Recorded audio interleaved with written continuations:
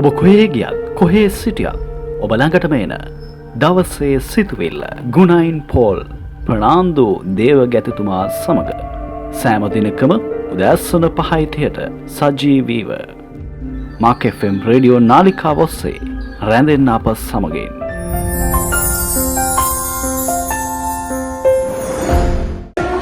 Hi, we are Cubans and we listen the daily sermon by Pastor Paulo Fernando.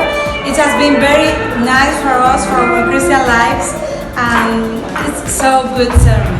මම සෑම කෙනෙකුටම කියනවා මේ වචනය දවස් පතාම අසන්න ඒ තමන්ගේ ජීවිතවලට එක්කාසු කරගන්න. දවසේ සිතවිල්ල තුලින් අපේ ආත්මික ජීවිතේට ගොඩාක් වර්ධනයක් දෙන පණවිඩ ලැබෙනවා. ඒ නිසා මම ඊට බොහෝ ස්තුතිවන්ත වෙනවා. ඇත්තටම හරි ආසයි මම මගේ ජීවිතේ පටන් ගමු දැසන අවුරුදු විගසම මගේ සිතවිල්ලට අහුම්කම් දෙනවා. ඒක මගේ මුළු ජීවිතේ දවස පුරා දෙවියන් වහන්සේ මාව ගොඩක් ශක්තිමත් කරනවා.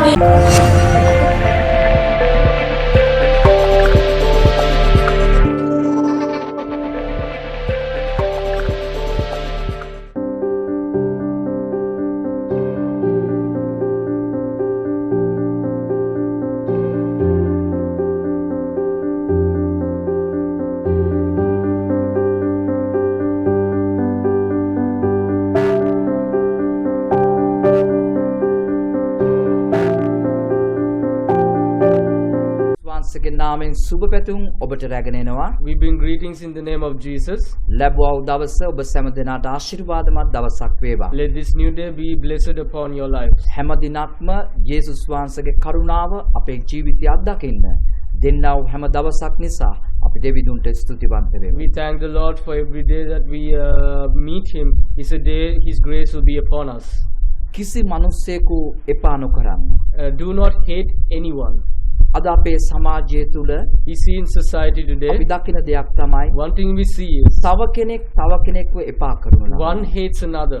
තව කෙනෙක්ව කොන් කරලා තමයි. one rejects another. තව කෙනෙකු විවේචනය කර පහත් කර නැති කිරීම අදහසින් කටයුතු කරනවා. one will work to ridicule another or slander against another. නමුත් අපි කිතුණුවන් හැටියට but as Christians එවැනි දේ අපත් කළොත් if we follow the same example අපි කිතුණුවන් කියලා අපිව හඳුන්වන්න බැරි වෙන තරම් තත්වයකට අපි වැටෙනවා. then we come to a place where we cannot be defined as Christians. කිතුණුවන් කියන්නේ ක්‍රිස්තුස් වහන්සේව අනුගමනය කරන අයයි. Christians are those who follow Jesus Christ. කිතුණුවන් කියන්නේ ක්‍රිස්තුස් වහන්සේ සමග සම්බන්ධතාවය තුල ජීවත් වෙන අයයි. Christians are those who live with relationship with Jesus Christ. කිතුණුවන්ගේ ජීවිතේ ක්‍රිස්තුස් වහන්සේගේ ගුණාංග ඉස්මතු විය යුතුයි. And through a life of a Christian, characteristics of Jesus must be shown. දිනපතා ක්‍රිස්තුස් වහන්සේගේ ගුණාංග කරා අපි වර්ධනය වෙන්න අවශ්‍ය වෙනවා. Daily we must grow towards more characteristics of Jesus Christ. යේසුස් වහන්සේ ආවේ පෞකාරයන්ව සිටියේදී මිනිස්යන්ව උන්වහන්සේ පිළි අරගෙන ඔවුන්ව ක්‍රිස්තුස් වහන්සේගේ සැලැස්මට කැමැත්තට අනුකූලව හදන පිණිසයි ක්‍රිස්තුස් වහන්සේ මහ පොළොවට ආවේ. Jesus came to earth so that a sinner that is a man, he want to change him out of sin to the way that to the vision of the Lord's way. He wants to turn man to. යේසුස් වහන්සේ කිසිම මිනිසෙක් එපා කළේ නැත. Jesus never hated or rejected anyone. සමාජයෙන් එපා කරපු, සමාජයෙන් කොන් කරපු, සමාජයේ පිළිගැනීමක් නැතිව සිටියා වූ මිනිස්යන්ව යේසුස් වහන්සේ සොයාගෙන ගියා. People who were rejected by society or who were cornered by society, who had no voice or who had no place in society, the Lord sought these people out personally. මොකද යේසුස් වහන්සේ ආවේ සමාජයේ අතහරිනු ලැබූ, සමාජයෙන් කොන් කරනු ලැබූ ජනතාවට උන්වහන්සේ ආදරෙන් පිළිගෙන ඔවුන්ට නැවත ජීවිතයක් ලබා දෙන්නයි ක්‍රිස්තුස් වහන්සේගේ මෙහෙවර. Jesus' movement was that he went to all those rejected and disregarded or discarded by society, and he wanted to give them value back in their life. මේට හොඳම උදාහරණය තමයි සාකේවුස්ගේ කතාව. අපි කිතුණුව හැටියට අපි හැම දෙනෙක්ම දන්න කතන්දරයක්. The best example is the story of Zacchaeus. As Christians, a story we know well. මේක සත්‍ය සිද්ධියක්. This is a true incident. ජේසුස් වහන්සේ ජෙරුසලමට රජෙකු ලෙස යන්න අවස්ථාවේදී පෙරහැර සහිතව When Jesus was on his way to Jerusalem as a king, ඒ අතරමඟදී තමයි සාකේවුස්ව ජේසුස් වහන්සේට මුණ ගැසුනේ. on the way there, the Lord met Zacchaeus. මේ සාකේවුස්ව මුණ ගැසෙන විට සාකේසුයි ජේසුස් වහන්සේ අතරේ සංවාදයක් එහෙම නැත්නම් යේසුස් වහන්සේ සාකේවුස් අතරේ කතා බහක් ඇති වුණා. We see that on the way when Jesus met with Zacchaeus, there was a dialogue or a conversation that took place between the two. අපි බලමු මේ සිද්ධිය මොන ආකාරයෙන් සිද්ධියක් දුනේ කියන එක. Let us look at what the situation was. ලූක්ගේ සුභාරංචියේ 19 වෙනි පරිච්ඡේදයේ 1 වෙනි පදයේ සිට අපි ඒ නැවත වාරයක් බලමු සුද්ධ බයිබලයේ. Let us see it again in the Bible, Luke chapter 19 verse 1 onwards. උන්වහන්සේ යෙරිකෝවට ඇතුල්ව ඒ මැදින් යද්දී සුංගම්මයි කරන්නන්ගේ ප්‍රධානියෙක් වූ සාකේවුස් නම් ලත් පොහොසත් මිනිසෙක් යේසුස් වහන්සේ කවුද කියා බලන්ට සෙවීය. නමුත් ඔහු මිදිවැවින් සමූහයා නිසා නොහැකි විය. උන්වහන්සේ ඒ මාර්ගයෙන් යන්ට සිටි බැවින් ඔහු පෙරටුව දුව ගොස් උන්වහන්සේ දකින පිණිස අත්තික්කා ගහකට නැගුණේය. යේසුස් වහන්සේ ඒ ස්ථානයට පැමිණ උඩ බලා ඔහුට කතා කොට සාකේවුස් වහම බසින්න. මක්නිසාද අද නුඹ ගෙදර මා නවතින්න ඕනෑයයි ඔහුට කීසේක. ඔහු වාම බැස ඇවිත් ප්‍රීතියෙන් උන්වහන්සේ පිළිගත්තේය. ඔවුන් ඒ දැක උන්වහන්සේ පෞකාර මිනිසෙකු සමග නැගාතැන් ගන්ට ගියසේකයි කියමින් සියල්ලෝම කොඳුළුය. සාකේවුස් නැගිට සිට ස්වාමීනි මා සම්පත දෙයින් දෙකෙන් කොටසක් දිලිඳුන්ට දෙමි. යමිතුගෙන් අයිස්ෙන් යමක් ගෙන තිබේ නම් ඔහුට සතර ගුණයක් නැවත දෙමි ස්වාමීන් වහන්සේට කීවේය. යේසුස් වහන්සේ ඔහුට කියනසේ ගැලවීම අද මේ ගෙදරට පැමිණියේය. ගැලවීම අද මේ ගෙදරට පැමිණියේය. Salvation has arrived to this house. ගැලවීම කියන්නේ කුමක්ද? What is salvation here? මිනිසෙක් වැරදි මාර්ගයේ තුල ජීවත් වෙනකොට When a man is living in a wrong path, මිනිසෙක් වැරදි මාවතේ ගමන් කරන and විට when he is traveling in this wrong A path වැරදි මාර්ගයේ නැවතිලා and stopping in this path A පාපයේ තේරුම්ගෙන and understanding the sin නැවත ඒ පාපය නොකර and not to do the sin again නැවත ක්‍රිස්තුස් වහන්සේ වෙතට හැරිලා and turning to Jesus and coming අලුත් ජීවිතයක් ආරම්භ කිරීම and having a new life being born in ක්‍රිස්තුස් them වහන්සේ සමග සම්බන්ධතාවයත් එක්ක පැමිණෙන ජීවිත රටාව තුලින් ජීවිතේ අලුත් වීමෙන් පටන් ගැනීමයි ගැලවීම කියලා කියන්නේ. and a lifestyle that begins with a relationship with the Lord. This lifestyle is the beginning of this lifestyle is salvation. නැවත උපාද ලැබීම කියලා කියන්නේ ඇයි? We call that being born again too. එතන මේ සාකේවුස් කියන මිනිසයා This man named Zacchaeus,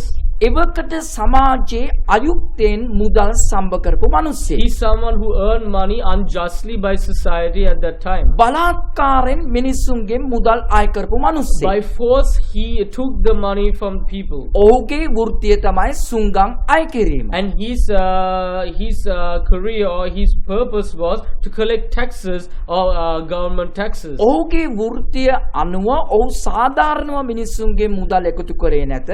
ඔහු අයුක්ති සහගතව තමයි මුදල් එකතු කරේ. And according to his life, according to how he made his living, not justly but unjustly, he collected taxes from everyone එතකොට around. සමාජය මේ සාකේවුස් කියන මිනිස්යාවේ එවකට තිබුණ ආගමික සමාජය මේ සාකේවුස්ව ප්‍රතික්ෂේප කළා තිබුණා. And at that time, the religious society that was at that time rejected Zacchaeus at a whole.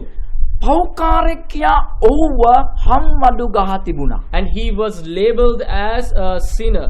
කිසිම කෙනෙක් ඔහු සමග කතා කරන්නේ නැති තරමට He පැමුණා. came to a point where no one speaks with him. ඔහු පාපේ නිසා සමාජයෙන් ඔහු තනි වුණා. And because of sin, he was separated from මේ society. අවස්ථාවේදී And in this moment, ඔහුට ආරංචියක් වුණා ජේසුස් වහන්සේ යනවා මහත් සමුවක් පිරිවරාගෙන. he got to know through a great mass that Jesus was going to travel through. ජේසුස් වහන්සේ යන්නේ මේ ගමන තමයි උන්වහන්සේ කුරුසේ ඇනගස්සන පිණිස උන්වහන්සේ යෙරුසලමට යන අන්තිම ගමනයි. This is the final journey that Jesus will take to Jerusalem before his crucifixion. කුරුසේදී උන්වහන්සේ සියලු මිනිස්යන්ගේ පාපෙත කමාව දෙන පූජාව ඉටු කරන්ට යන ගමනයි. This is the path on his way to make the sacrifice to save all of mankind on the cross. ඒ ගමන යද්දී තමයි මගදී සාකෙවුස් මුණ ගැසුනේ. And in this journey, Zacchaeus was met by Jesus. ජේසුස් වහන්සේ සාකෙවුස් කොට බැවින්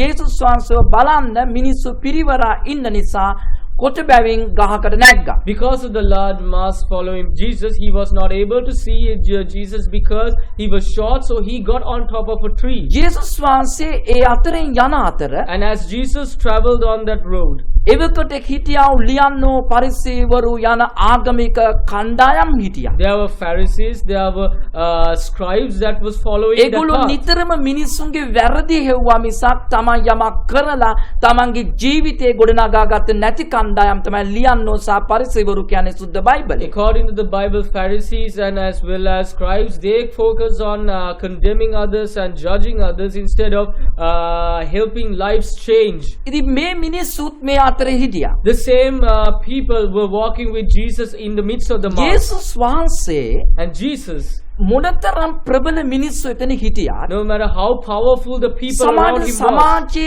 පිළිගත හැකි ඉහළ තලයේ මිනිස්සු ඉන්න ඇති. maybe the highest caliber people accepted by society Jesus was there. වහන්සේ නැවතුණා මේ සාකෙවුස් ගහේ නැගලා ඉන්නවන්නේ ස්ථානේ නැවතුණා. But Jesus stopped where Zacchaeus was on top of that tree. ජේසුස් වහන්සේ සාකෙවුස් ළඟ නැවතී කියනවා සාකෙවුස් ගහෙන් බිමට බහින්න. And Jesus says to Zacchaeus, come down from that ඇයි tree. උන්වහන්සේ නම ඇමතුවේ? Why did the Lord say the name of Zacchaeus? මේ සාකෙවුස්ගේ ජීවිතේ තනි වෙලා ඉන්නේ. Because Zacchaeus was alone in his life. මිනිස්සුන්ගේ පිළිගැනීමක් ඔහුට තිබ්බේ නැහැ. He did not have acceptance from anyone. ඔහුගේ වරද නිසා මුළු සමාජයේම ඔහුව පිළිගත්තේ නැහැ. Because of his wrongdoings, everyone rejected ඔහුව him. කොන් කරලා තිබුණේ. He was isolated. කිසි කෙනෙක් ඔහු දෙස ඔහුගේ නිවසට යන්නේ And නැහැ. no one will visit their home. කිසි කෙනෙක් ඔහුගේ නිවසේ ආහාරයක් No ගන්නේ one නැහැ. will have a meal at his home. කිසි කෙනෙක් ඔහුව පිළිගන්නේ No නැහැ. one accepts him. ජේසුස් වහන්සේව පිළිගත්තා. But Jesus accepts Jesus him. වහන්සේ කියනවා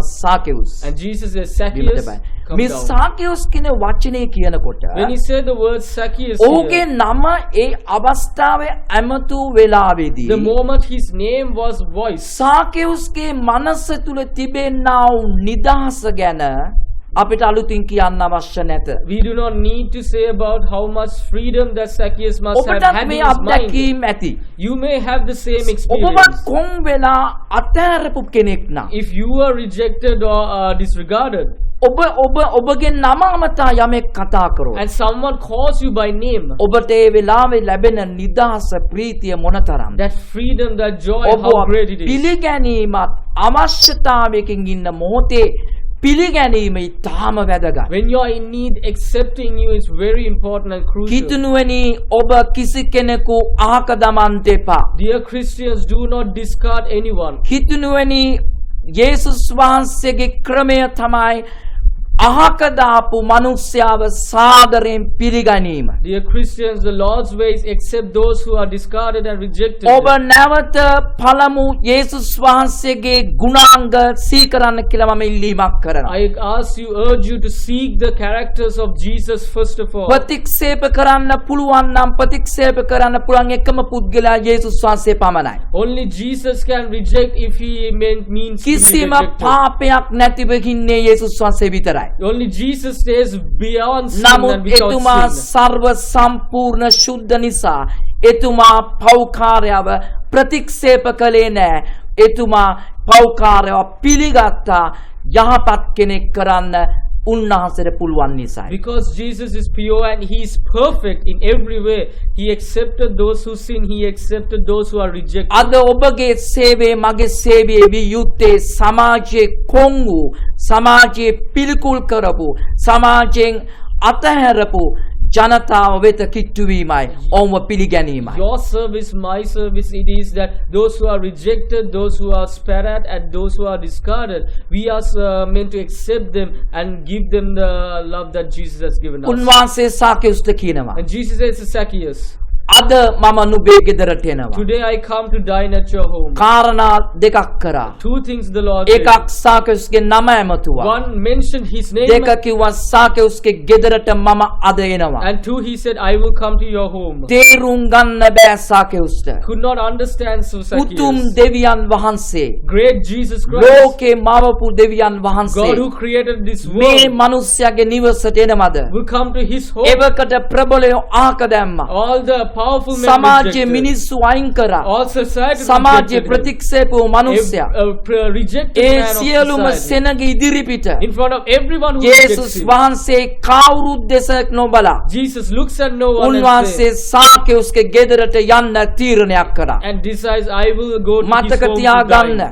So remember, ඔබ සේවය කරන දෙවිදුන්ගේ කැමැත්ත කරන්න මනුෂ්‍යව සතුටු කරන්න එපා. remember to do the will of your creator and not the will of අපිව man. කැඳවලා තිබෙන්නේ දෙවියන් වහන්සේගේ ප්‍රතිපත්ති මේ පොළවට රැගෙන එන්න. We are called to take for the principles and laws of Jesus Christ and God. ජේසුස් වහන්සේ සාකේවුස්ගේ ගෙදරට ගියාම සාකේවුස්ගේ දෙවෙනි පියවර ඔහුගේ ජීවිතේ වෙනස් වෙන්න. And the second step Zacchaeus has after Jesus visited is change in their lives. සාකේවුස්ගේ ජීවිතේ වෙනස් වෙන්න පළවෙනි පියවර ඔහුගේ නම ඇමතීම. The first step for his change of his life was his name being said. දෙවෙනි පියවර ඔහුගේ ගෙදරට යාම. Second, visiting his home. තුන්වෙනි පියවර ඔහු සමග මේසේ කෑම කෑම. And the third, dining and eating in the same table with him. උන්වහන්සේ ඒ සාකේවුස් සමග කෑම කනවා. And Jesus eats with Zacchaeus. ලියන්නෝ පරිසීවරු කියනවා. And the Pharisees and the මේ scribes say, කෙනාගේ ගෙදරට ගියේ. why did you go to his house? අද ඔබ ලියන්නෝ පරිසීවරු මෙන් ඉන්න කිතුණුවෙක් නම්. If you are a Christian, ask the Pharisees ඔබ and තව scribes. කෙනෙක්ගේ ඇදකුද සොයමින් යන කෙනෙක් If you නම්. seek the mistakes, ඔබ flaws and කාලයට shortcomings, ලිදා හිටියා ලියන්නෝ පරිසීවරු ආත්මයක් තිබෙන then කෙනෙක්. you have the same spirit that have cursed the Pharisees and the නමුත් ඔබ scribes. ක්‍රිස්තුස් වහන්සේගේ ආත්මය තිබෙනවා. But if you have the spirit of Christ, ක්‍රිස්තුස් වහන්සේ පිළිගත්ත වගේ ඔබ පිළිගන්න ඕනේ. you must accept as Jesus accepted. සාකේවුස්ගේ ජීවිතේ වෙනස් වෙන්න පටන් And the ගත්තා. life of Zacchaeus changed. සාකේවුස්ට ජේසුස් වහන්සේ කියනවා. And Jesus says to අද Zacchaeus, මේ ගෙදරට ගැලවීම ආවා. today salvation has arrived to සාකේවුස් this කියනවා. house. And මම Zacchaeus says, මගෙන් දෙගුණයක් මම දිලිදුන්ට I දෙනවා. will give twice as much to the poor. අයුත්තෙන් ගත්ත දේවල් මම 4 ගුණයක් ඒගොල්ලන්ට ගිහිලා And දෙනවා. all the unjust I took 4 times I will give to them. ගැලවීම ලැබීමේ ඵල සාකේවුස්සෙම මොහොතේම අත්දැක්ක ඔහුගේ ජීවිතේ. Immediate fruit of salvation Zacchaeus මේකයි experienced. ගැලවීම කියන්නේ. This is salvation. මේකයි අපේ සේවය විය This is යුත්තේ. our service. දෙවියන් වහන්සේට ස්තුති වේවා. May thank be to ඔබ the කුමන Lord. ස්ථානයක Wherever you සිටියත් are, අද ඔබට දෙන පණිවිඩය the message today ඔබගේ is, ජීවිතේ in your කිසි life, කෙනෙකු එපා කරන්න එපා. do not hate anyone. පිළිගන්න. Accept ඔව්ව යේසුස් වහන්සේ වෙත දිනා ගන්න. and win them to Jesus. ඔබට යේසු පීඨයි. And I ask Jesus to bless you.